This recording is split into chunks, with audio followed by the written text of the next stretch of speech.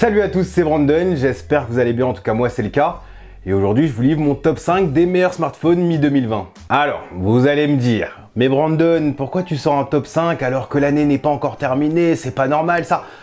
La réponse est simple. Chez Android, comme chez Apple, dans 6 mois, pas mal de smartphones auront vu leur prix de lancement baisser. Et donc du coup, vous allez vous demander quel smartphone acheter pour la rentrée ou pour Noël. Mais dans 6 mois, il est très probable qu'il y ait des meilleures versions de ces smartphones, des nouveaux smartphones tout court, qui feront de l'ombre à ces smartphones sortis en début d'année. Et le problème, c'est que ces smartphones sortis en début d'année ne seront pas forcément largués. Et du coup, à travers cette vidéo, je souhaite vous faire une recommandation pour acheter des smartphones aujourd'hui, mais aussi dans 6 mois, 1 an, si vous préférez attendre que les prix baissent. Donc voilà, je pense que cette vidéo pourra aider pas mal de gens. N'hésitez pas à partager cette vidéo maintenant, mais gardez aussi cette vidéo dans un coin de votre tête pour la partager à 1 ou 2 personnes à la fin de l'année ou dans 1 an.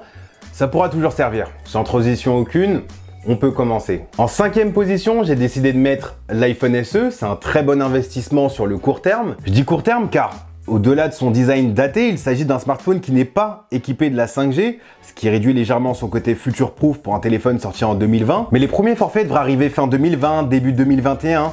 Et je vous avoue qu'il m'est difficile de vous dire d'investir le prix fort dans un iPhone haut de gamme 4G comme un iPhone 11 Pro qui coûte plus de 2 fois le prix, surtout qu'en cette fin d'année, il y aura les nouveaux iPhone 12 qui seront 5G. Donc ma reco retombe sur cet iPhone SE, pas cher, qui possède la même puissance que l'iPhone 11 Pro, qui a des très bonnes performances photo et puis surtout vidéo, ce qui est très rare à ce prix-là. Et plus globalement, il vous offrira la même expérience dans l'écosystème. J'en parle dans la vidéo qui s'affiche juste au-dessus. Bon, maintenant on peut passer sur des smartphones 5G et ultra haut de gamme. Et en 4e position, on retrouve le Xiaomi Mi 10 Pro. Il a beaucoup de points positifs, notamment son design, son écran 90 Hz ou encore sa splendide autonomie. Je pense que c'est la plus grosse force de ce smartphone, pouvoir proposer un écran avec un haut taux de rafraîchissement et une excellente autonomie. Xiaomi a trouvé un bon compromis et propose une recharge filaire de 50 watts qui pourra recharger votre téléphone entièrement en moins de 50 minutes. C'est l'une des meilleures recharges sur le marché. Malheureusement, ce Xiaomi Mi 10 Pro fait un peu moins bien que ses concurrents sur la partie photo. Il y a pas mal de petits bugs logiciels qui nuisent un petit peu à l'expérience. Et puis, il possède une fiche technique moins impressionnante pour un prix un petit peu plus élevé que certains concurrents. Mais bon, comme je vous le disais en ce début de vidéo, c'est l'avantage d'en parler maintenant pour dans 6 mois. Dans 6 mois, le prix aura baissé de 100, 200 € et l'achat sera beaucoup plus justifié qu'aujourd'hui. Donc, ce qu'il faut comprendre, c'est que c'est un très bon smartphone, juste un petit peu trop cher pour la proposition. Xiaomi nous a habitués à mieux niveau rapport qualité-prix. Avant d'annoncer les 3 smartphones qui sont sur le podium, je tenais à remercier Rhinoshield, le partenaire de la chaîne qui sponsorise cette vidéo. Rhinoshield propose des coques personnalisables et des protections anti-choc avant et arrière pour smartphone. Sur Rhinoshield, il y a énormément de choix pour protéger votre smartphone contre les chutes.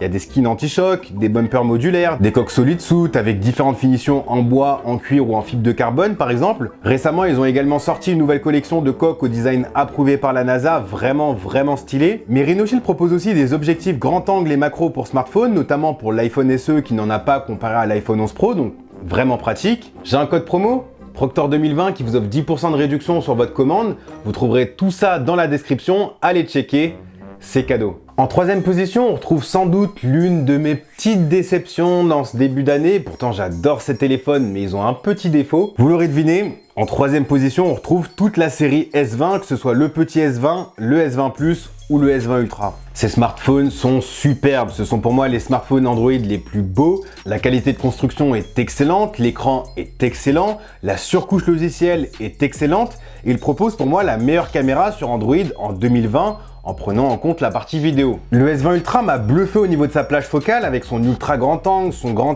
zoom x4, son zoom x10, x30, x100. Même si côté vidéo, il y avait certaines faiblesses comparées aux 2 autres modèles au niveau de l'autofocus, la faute à l'absence de la technologie Dual Pixel Autofocus. Reste que j'ai vraiment adoré ces 3 téléphones. Malheureusement, ils présentent un gros problème d'autonomie qu'on ne retrouve pas chez d'autres hauts de gamme Android qui pourtant peuvent proposer des batteries plus petites. On aurait pu mettre ça sur la faute du 120 Hz, mais j'ai testé d'autres smartphones qui proposent du 120 Hz et qui s'en sortent beaucoup mieux. On aurait pu mettre ça sur le dos du 120 Hz plus la définition Quad HD+.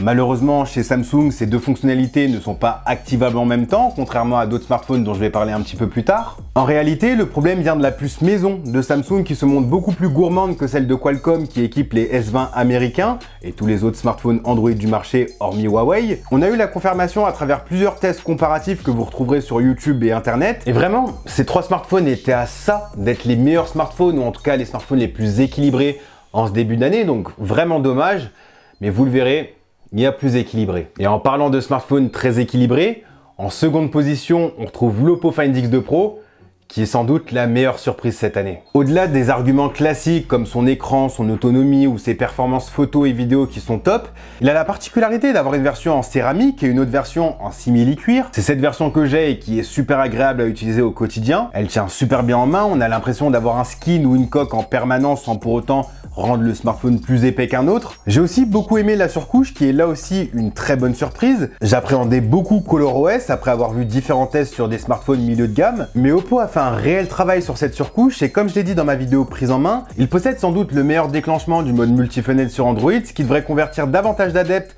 qui trouvent la tâche trop longue à effectuer depuis Android 9. S'il n'est pas premier, c'est pour deux raisons. Son ticket d'entrée qui est un petit peu élevé, 1200 €, et puis surtout l'absence de charge sans fil justement à cause de son prix d'entrée qui est trop élevé. Mais vraiment, c'est un de mes coups de cœur en ce début d'année. Et vous l'aurez deviné, il n'y a pas 50 smartphones qui sont sortis en ce début d'année. En première position, on retrouve le OnePlus 8 Pro qui est un smartphone haut de gamme très bien équilibré. Je l'ai tellement kiffé que c'est la première fois que j'utilise un OnePlus en smartphone principal. Et bien sûr, j'aurais aimé un tarif à la OnePlus, évidemment, mais à 900 € avec un écran QHD+, 100 Hz, splendide, de la charge rapide et de la charge sans fil rapide, une surcouche super clean mais personnalisable, un bon suivi logiciel durant plusieurs années, une très bonne autonomie et puis surtout un appareil photo enfin convaincant, il est difficile de pas mettre ce smartphone en première position. Quand je parlais des 6 mois après la sortie, je pensais notamment à OnePlus qui sort des téléphones tous les 6 mois. Et comme à chaque fois, le smartphone sorti durant le premier semestre verra son prix baisser chez les revendeurs, donc 900 € c'est cher, mais vous pourrez économiser 100, 150, 200 € qui sait, à la fin de l'année. Si vous voulez l'acheter maintenant, vous pouvez, c'est un excellent smartphone, mais si vous n'êtes pas dans le rush, attendez un petit peu, et avec les euros économisés, vous pourrez vous acheter des accessoires, comme des écouteurs Bluetooth. Donc voilà, j'espère que cette vidéo vous aura aidé à voir où je situe chaque smartphone avec leurs points positifs et négatifs. Retenez une chose, ce sont tous de très bons smartphones, et vraiment, je passe de l'un à l'autre, j'hésite pas à changer de temps en temps parce que vraiment, ils sont tous très bien. Dans la description, vous trouverez des liens vers les vidéos détaillées de ces smartphones. Je vous invite vivement et très sincèrement à aller regarder ces vidéos. Vous aurez aussi des liens d'achat pour les acheter si jamais l'envie vous prend. N'hésitez pas à mettre votre top 5 dans les commentaires.